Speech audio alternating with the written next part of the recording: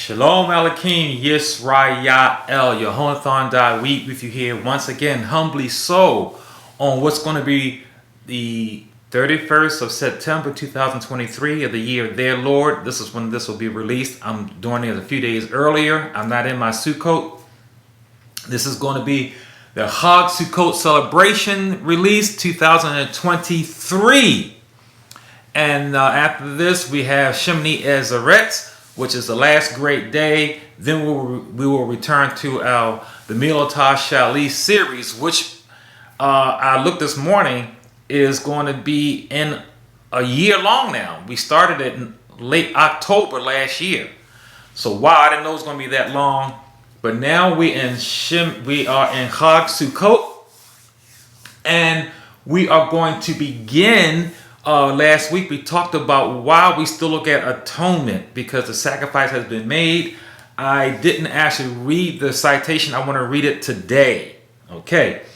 So I referenced Zechariah 12, 9 through 14.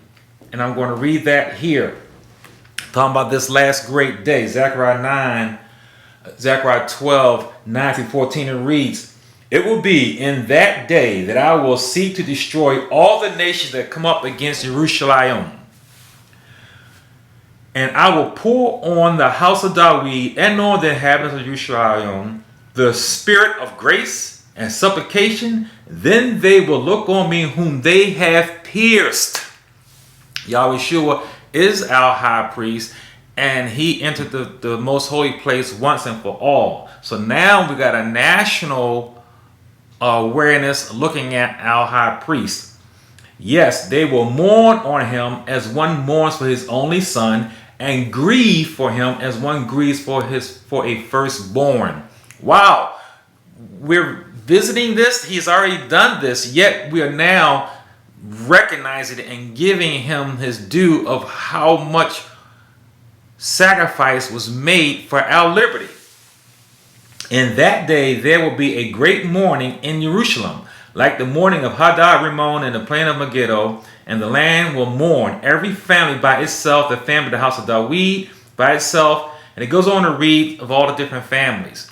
So we see here, we're not digging in a wound that has been healed over and over again when we keep atonement. What we're doing is just recognize it, no different than you recognizing the anniversary of your marriage. You don't get married all over again, or recognizing your children's birthday. They're not being born again. It's just a memorial, a recognition. You go, you have your graduation mate's 20-year anniversary, but you didn't graduate again. What you're doing is you are recognizing the tremendous sacrifice for your liberty. And like I said, you're supposed to afflict your soul. And I always awe and awe. I fast during atonement. So we finished that, and now we're in culminating to the end of the age, Sukkot. Individually, Sukkah. This is what Yahweh Christians we teach. This is when the Messiah comes, and via David, and we're going to be at Mount Zion in Sukkot. And this is when he comes. This is before the 1,000-year reign, because after this, that begins on Shemini Ezeret. That's the 8th day. So this is what we are teaching here, per the Torah of Yahweh. This is a critical time, because this is going to be a time of Sukkot, national Sukkot, waiting for HaMashiach. Okay? Now, of course, the Yahweh had a nice package to go for us. Leviticus 23 is the go-to when you get all the eight appointed times. That's including Shabbat. And then this one is in Leviticus 23, 33 to 43. And I will read. "Then Yahweh spoke to Moshe, saying, Speak to the children of Israel, saying, On the 15th day of the 7th month will be a feast of tabernacles for 7 days to Yahweh." So this is the second of the fall feast, and it is at this time. If anyone's doing it before what we call the fall, they have done it too early, and it should not wait until the winter time. On the first day, there will be a Kodesh convocation, so it's a Shabbat. And you will do no customary work on it for 7 days. You will offer an offering made by fire to Yahweh. On the 8th day, it will be a holy convocation. You will offer an offering made by fire to Yahweh. It's a sacred assembly, and you will do no customary work. So the first day and Shemini Azeret are Shabbatot. All right. These are the feasts of Yahweh which you will proclaim to be holy convocations.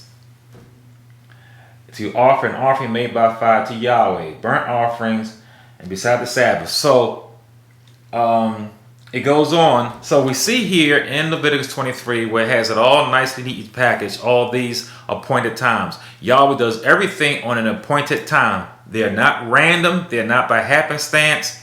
They are appointed times that those who love him, who are waiting for him, have discernment and are looking and waiting for him. And you know the mind of Yahweh, and he gives you his patterns from the Garden of Eden, from the beginning. So we're not going to be caught as thieves in the night because we are looking and watching and waiting. We are aware.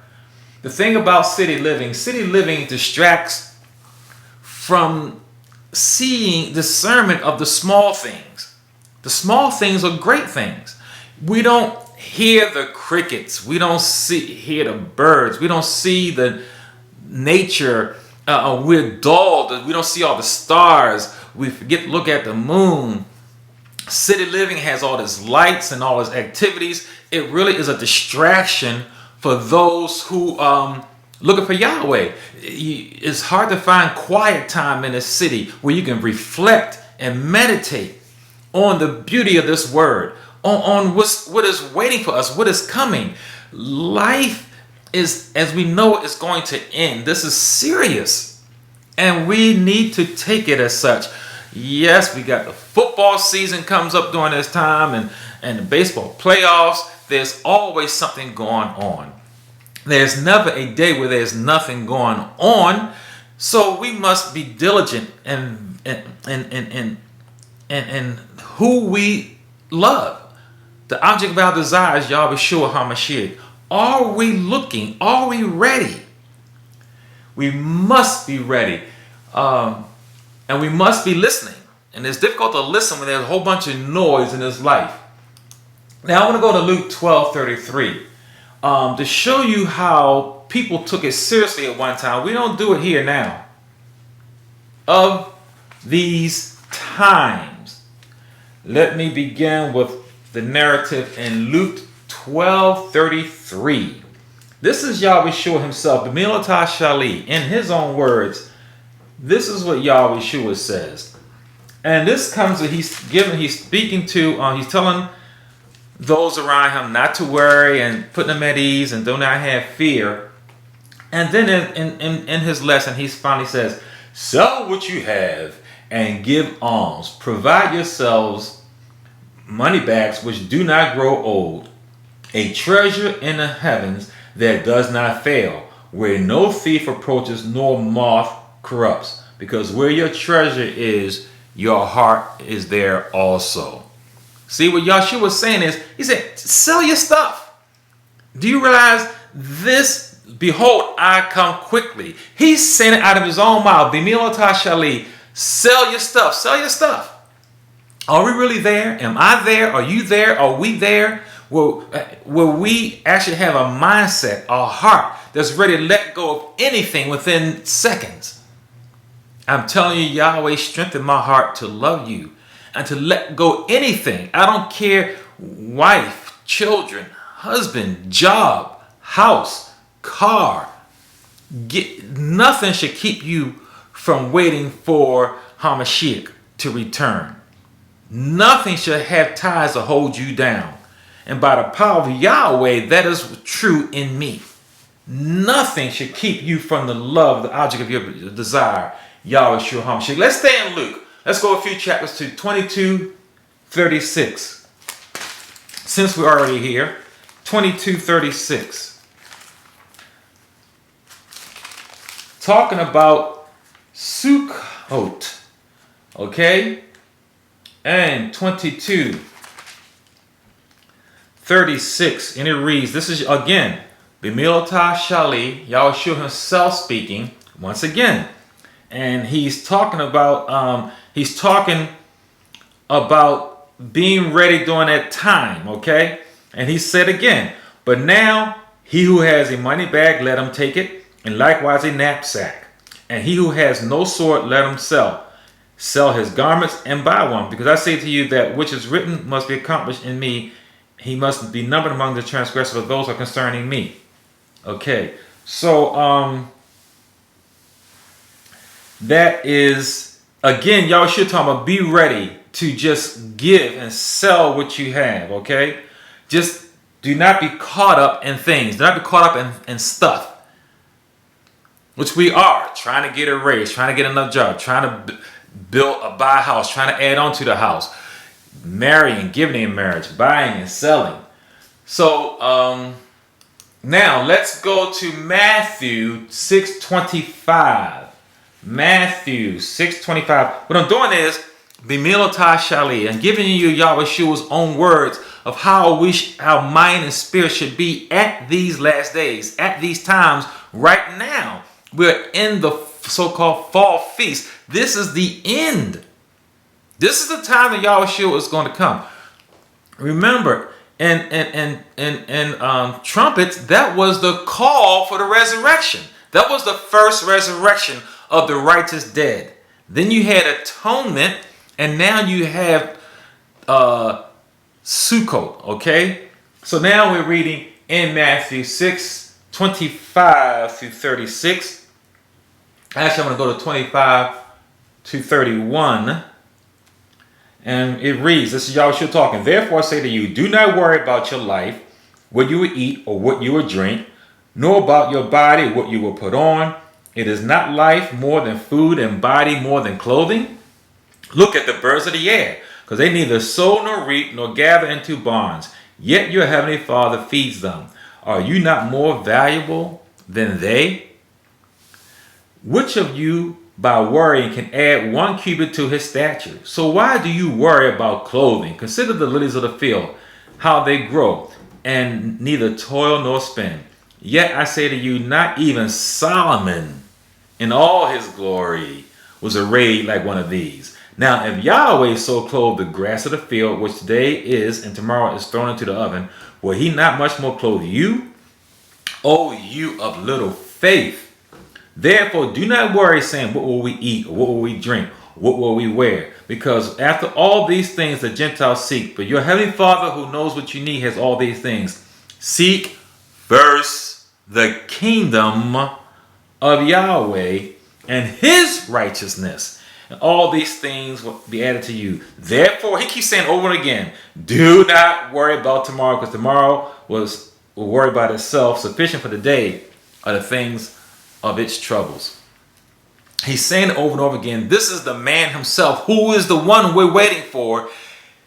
And I've done it myself, stocking up food and water and all this kind of stuff. But in this time, we're going to have to leave, just like Exodus, and leave and go. We're not going to be able to carry around all these gallons and gallons of water that I've had myself stacking up. We're not going to be able to carry all these cans of food and all this kind of thing, and having electricity, generators to power things up. You're not going to be able to stay in your homes when that call happens. We have to move. We have to leave. There's an exodus, a worldwide exodus from all the 4 corners that we've been scattered to go back to our homeland, Yisrael. So there's no need to be stocking up food and clothing and all that. This is what the man said, Bimilata Shali, in his own words, and he's the one that we're waiting for.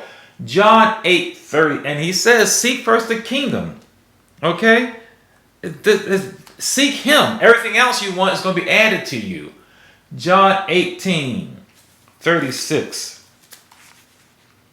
God ready to leave anything at any time. Let nothing hold you back, not even your own spouse or children. Nothing is to keep you back. John 18:36. Yahweh speaking again. I keep giving you scriptures from the man's mouth himself. My kingdom is not of this world. If my kingdom were of this world, my servants will fight, so that I should not be delivered to the Yahudim. But now my kingdom is not from here. So since our lot is in Yahushua, our investment is in him, he's saying this is not his world here. That's why he did not seek to overthrow the Roman rule. Why? Yahushua was going to get everything later. Hasatan himself, the accuser, offered it to him before he began the ministry. He said, you can have all this. Yahushua was like, it's yours. This tainted world is yours. I'm just here sacrificing in it. And we're just here right now being miserable in it. Yes, we are. But this is not our lock and stock. Why are we trying to dig in and keep our stuff? Oh, this is deep. This is deep. This is a time. Remember, the spring so-called feasts have already happened. These have not on a national scale. So this is more pressing than the spring feast, than Passover and all that stuff. This is yet to come. We've yet to have a worldwide mourning for him. We've yet to have a worldwide Sukkah. People are Sukkoting all over the place right now. So he is saying, and we are supposed to be like Abraham. We're going to talk about Abraham. Of how we are Toshab, the wandering Jew. This is not our place. We are sojourners. Do not get your heart locked into this thing. Let's go to Acts 2. Speaking of what I just said, this is the first message of the Besorah being preached by so-called Peter. Okay, so this is after the Ruach has been given to all of us. Okay, this is after Ruach. Now Yahushua has resurrected. He's in the right hand of Yahweh. Now we're in the last stage of the revelation of Yahushua, and this is what the Ruach HaKodesh is his turn. What you call the Holy Spirit is his turn, and now has been laid out on Yahweh's anointed peoples. And now we got Peter giving the first sermon. Acts 2:40-45. Acts 2. And with many other words, he testified and exhorted them, Peter, saying, be saved from this perverse generation. Be saved from this perverse generation.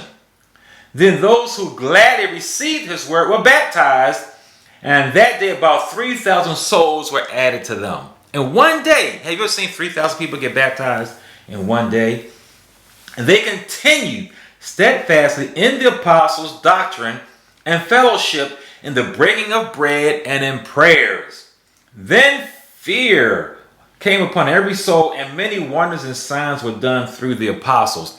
Not being afraid, but the accepting of the gravity of the times fell on them into their hearts.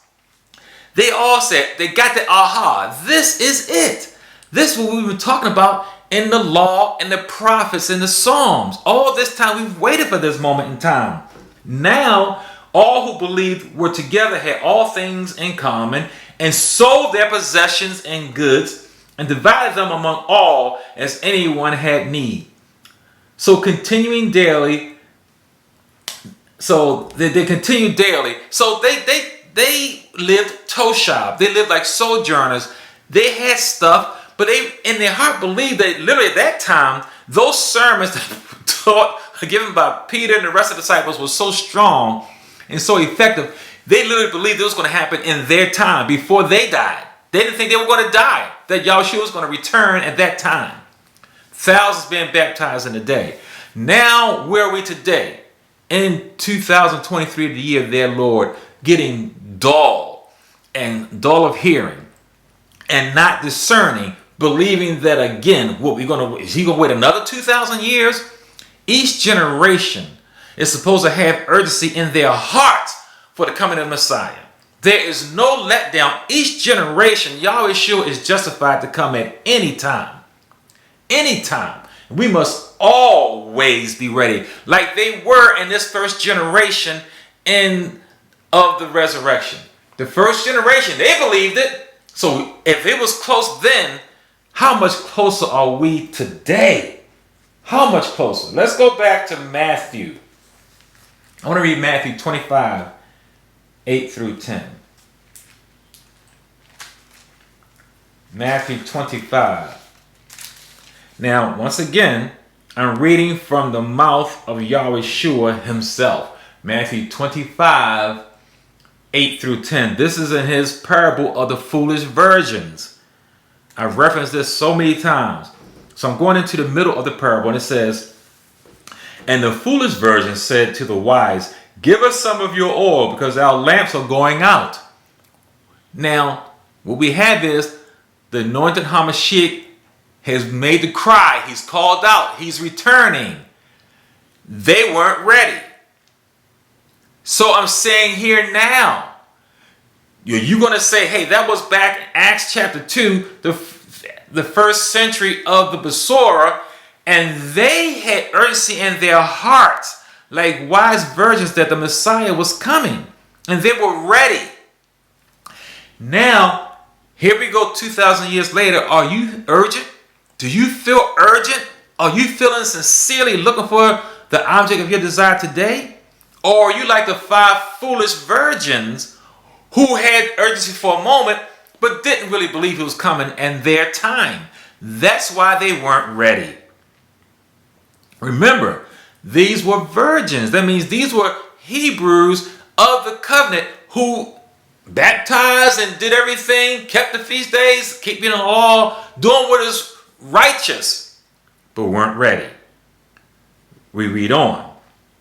"But the wise answer, saying, 'No, lest there not be enough oil for us and you, go rather to those who sell and buy for yourselves.'" Sell and buy. Buy and sell. 2 key words. "And while they went to buy, the bridegroom came, and those who were ready went with him into the wedding, and the door was shut." The door was shut, Yisrael, because they went out to buy and sell. What is the exact mark of the beast but the ability to buy and sell? So you got people who are Torah believers, calling on the name of Yahshua and all that stuff, aligning with him, then go ahead and go back to the world to do what? To buy and sell. It's a perverse generation. The chief mark of the beast is having the ability to continue in the goings of the world, the daily in and outs of the world, being able to buy and sell, marrying, giving in marriage. This is the mark of the beast, being able to go along with the program. Whatever their rules and laws are, they're allowing you to continue in it. You have to be outside, marginalized, and disenfranchised, not to be able to cooperate with their system. These 5 wise virgins went out to buy. They're going to come back, and the door was shut. Oh, I hope you're hearing this. I hope you're hearing this about how we're supposed to have the mind and the heart of being Toshab, like Abraham was, a sojourner. We're just passing through. I talked about this mark of the beast, Revelation 13. Let's go to that. Revelation 13.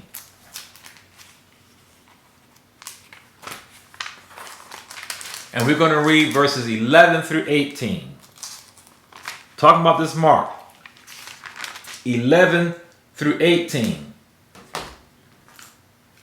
That's Revelation 18. I'm going to go to Revelation 13. And it reads, "All who live on the earth will worship him, whose names have not been written in the book of life of the Lamb, slain from the foundation of the world. If anyone has an ear, let him hear. Who leads them to the captivity will go into captivity. He who kills by the sword will be died by the sword. Here's the place of the saints. Then I saw another beast coming out of the earth. He had 2 horns like a lamb and spoke like a dragon. And he exercised all the authority of the first beast in his presence, and caused the earth and those who live on it to worship the beast, whose deadly wound was healed. He performs great signs, so that he even makes fire come down from heaven in the sight of men." Okay, I'm going to keep on going to 18. So, by those signs which he deceived them by those signs, and he degraded in the sight of the beast, telling those who live on the earth to make an image to the beast who was wounded by the sword and lived. So they're going to be making an image, whoever this image is. He was granted power to give breath to the image of the beast, that the image of the beast should both speak and cause as many as worship the beast, and the image not worship him to be killed. This is going to be, to me, looks like some kind of avatar. All right, everybody's going to have their own beastly avatar. He caused us all, both small and great, rich and poor, free and slave, to receive a mark on their right hand and on their foreheads, that no one may buy or sell except who has the mark of or the beast, or the name of the beast, or the number of his name. So those 5 foolish virgins would not have been able to go back into the world to buy oil unless they had received the mark of the beast. So, having accepted the mark of the beast, there was not able, when they came back, the door was shut. It says right here, only those who had the mark of the beast are able to buy and sell. So those 5 foolish virgins had accepted the mark. Here is wisdom. Let him who has understanding calculate the number of the beast, because it is the number of a man. His number is 666. I've spoken about this many times, and I talked about the commandments. This is what the B'milotah Shali series is about, is that ultimately, what is that? And it says here's wisdom. You have wisdom, you know what that 666 is. And I'm telling you, it is the commandments given to us under Moshe in our desert of disobedience. 666 commandments. I did not stutter. There's not 613 commandments. Where did you get that from? I know where you got that from Rabbi Simlaw. And then everybody else followed behind it once he got co-signed on by other rabbis that there were 613 commandments. Who says there are 613 commandments? The Yahweh didn't say it. Here it is right here. That's how many commandments there are. And those who are trying to get in the kingdom with the righteousness of this is not going to make it. Hosea 12:9. Hosea 12:9. Support this ministry by subscribing to it. I ain't asking for no money. Not asking for no money. Subscribe to it and share. Hosea 12:9. But I am Yahweh your Elohim. Ever since the land of Mizraim, I will again make you live in booths, in tents, as in the days of the appointed feast. Yahshua says he's going to make us do it. The remnant, that is, you got to read the whole narrative, is only going to be a remnant, 1/10 of those who say they are Yisrael. These are those who are following, they call the Torah, the laws, and calling on his name. Now everybody's going to make it. Only a remnant, and he's going to make them live in booths. So whatever stuff you got, you're going to lose it anyway. This is in Hosea.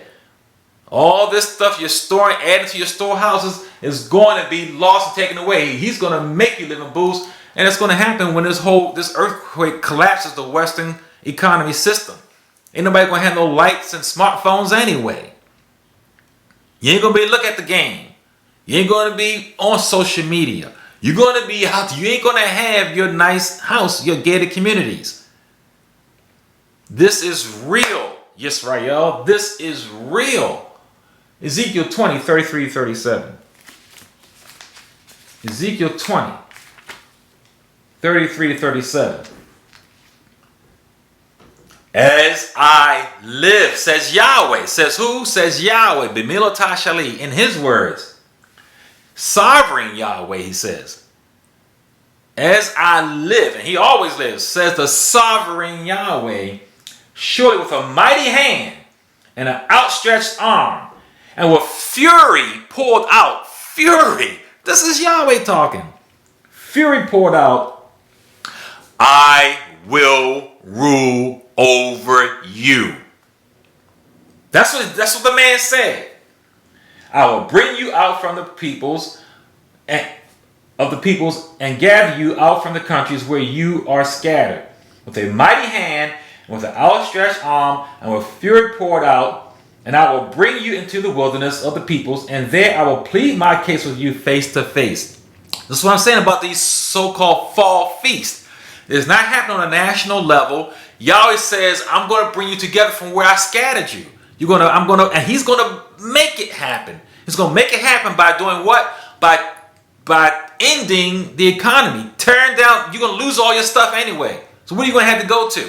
You ain't going to have a job to go to. You ain't going to have a house to come back to. And only 1/10, a remnant, is going to even believe and follow. We're going to have to leave, and we're going to be Toshab, sojourners, to get back to the Kodesh land. So then he says, I will bring you into the wilderness of the peoples, and there I will plead my case with you face to face, like he did in Mizraim. He's going to bring us through the wilderness. This whole world you see is fading away. It's going to be a wilderness. All those tall buildings, you talking about 9/11, that is nothing. Everything is going to be leveled in the Western world. Everything. Because there's going to be a second earthquake for the Eastern world. Just as I pleaded my case with your fathers in the wilderness in the land of Mizraim, so I will plead my case with you, says the sovereign Yahweh. He says, I'm not just Yahweh, I'm the sovereign. There's no one over me. This is going to be Exodus 2.0, the greater Exodus. Here we go. I will make you pass under the rod. The rod is Yahweh.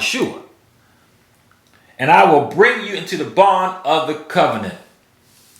And let me even read further. I will purge the rebels from among you, and those who transgress against me, I will bring them out of the country where they dwell, but they will not enter the land of Israel. Then you will know that I am Yahweh. So he's going to purge out the rebels. That's the 5 foolish virgins being purged out. So they were indeed under the covenant, Yisrael, calling the name, wearing the tzitzis or whatever. They're going to be purged out because Yahweh reads the heart. Yahweh knows the heart. They're not going to make it. They're not going to make it in. They're going to be called out, but not chosen. This is deep. Oh man, this is deep. This is deep, Yisrael. One more I want to read. I'm going to finish up with this one. John 8:31-36. I'm going to finish up with John 8:33-36. For the last scripture. John 8:33-36.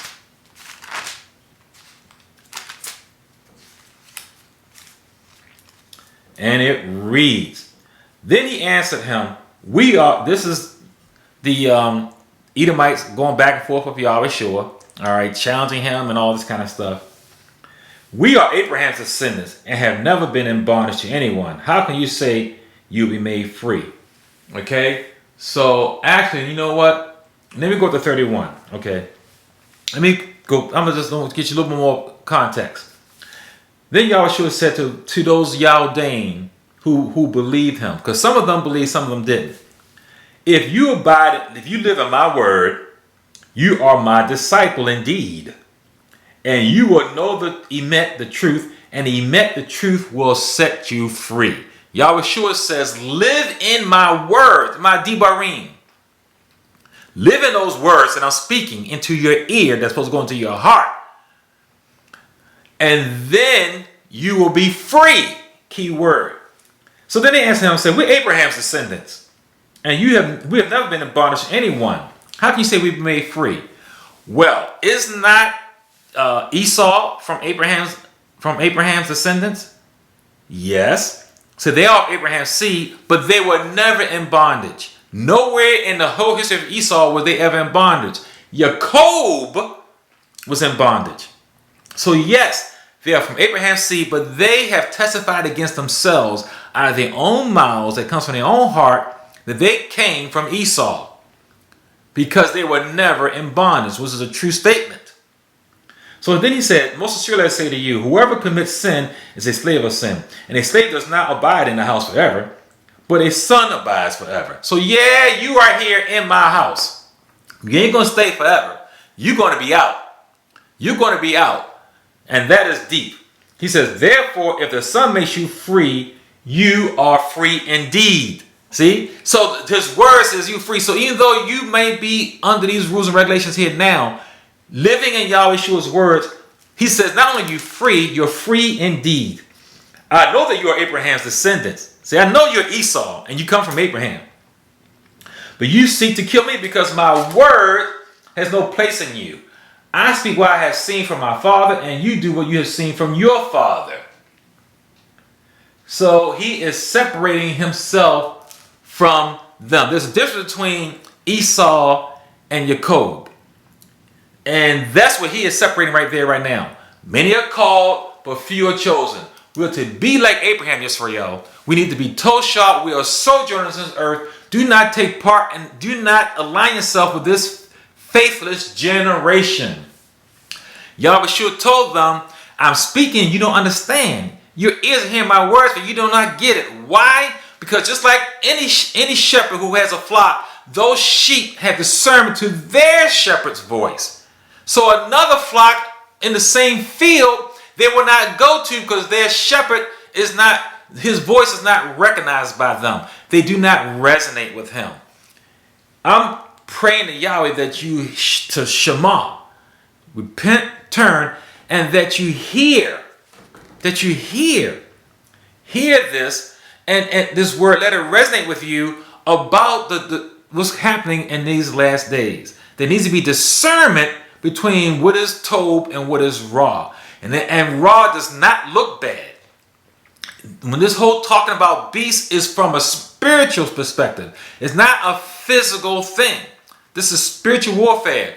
The evil looks told. It looks good, just like the good.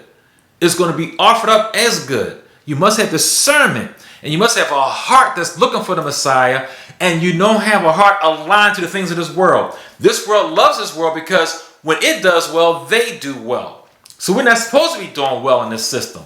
It is not for us. And eventually, you're going to be chosen out. We all going to be chosen out where we're not going to be allowed to participate in this system any longer. That's what it's coming down to.